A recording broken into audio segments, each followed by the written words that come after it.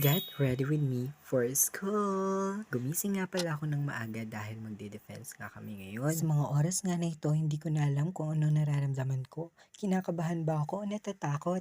Dahil hindi ko rin naman alam kung ano ang isasagot ko mamaya. Sa kadahilan ng hindi ko na rin talaga maipaliwanag ang naglalaho kong mga emosyon. Pag ganito kasi, alam ko na naman na mental block na naman ako. Pero bahala na, alam ko naman sa sarili ko na nagsikap ako at nag-aral ako. Nag-aral! Sinimulan ko na nga pala ang araw ko sa pag-aayos ng mga gamit ko. Kasi naalala ko na ilang linggo ko na nga pala itong hindi naaayos. Kaya naman napakagulo at hindi ko na mabilang ang ilang mga basura na nasa bag ko. At nang matapos na ako mag-ayos ng gamit, isipan ko na nga rin agad maligo. Dahil sa mga oras na ito, malapit ng umaga at kailangan ko na talagang magmadali. Dahil ang late nga namin sa school ay alas 6 ng umaga. Nangyayari nga lang pala ito tuwing Lunes. Dahil pagdating ng Martes, alas 7 na nga ang late. Dahil kasi tuwing Lunes ay may FRC pa. Kaya naman, need talaga namin ng mas maaga para pumila. Dahil napakarami nga naming mga estudyante na bababa pa at pipila. Bali, third floor nga pala ako sa building namin. Pagkatapos ko nga palang maligo, dumediretso na agad ako sa kusina para ipagbalot ang aking sarili.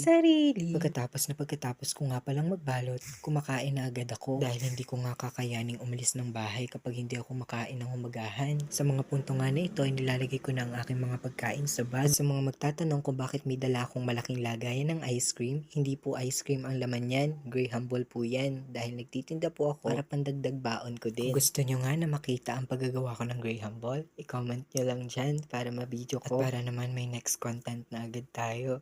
Yes! Pagkatapos ko nga palang kumain, agad-agad na ako nagtututbrush para naman hindi tayo bad breath pag nakita natin si Crush. Joke lang po. Nagmamadali na nga rin pala ako sa pagtututbrush nito, pero nabidyohan ko pa rin talaga ang sarili ko. Ano ba yan? Pagkatapos ko nga palang mag-toothbrush, agad-agad na akong pumapasok agad sa kwarto para magbihis. Dahil napakabagal ko nga rin pala talagang kumilos dahil kung ano-ano pang gagawin ko sa mukha ko niyan. Kung napansin nyo nga na hindi na ako nagsasando dahil napakainit talaga ng panahon ngayon at napakainit din ang uniform namin. Sinimulan ko na nga ang anik-anik ko sa mukha ko. Sinimulan ko na nga sa pag-aahit ng aking mga sumpa dahil talaga namang lumalago na. Pagkatapos nga ay naglagay na rin ako ng konting sunscreen para naman maprotektahan tayo laban sa araw. Pagkatapos nga inayos ko na rin nga pala ang aking necktie at nagsuot na rin ako ng ID dahil ito talaga ang madalas kong makalimutan dahil hindi ka nga rin talaga papapasukin ni Kuya Guard sa gate kapag wala kang ID. Pagpasensya nyo nga pala ang buhok ko niyan dahil napakagulo dahil may humiram nga pala ng suklay ko nung nakaraang linggo pa.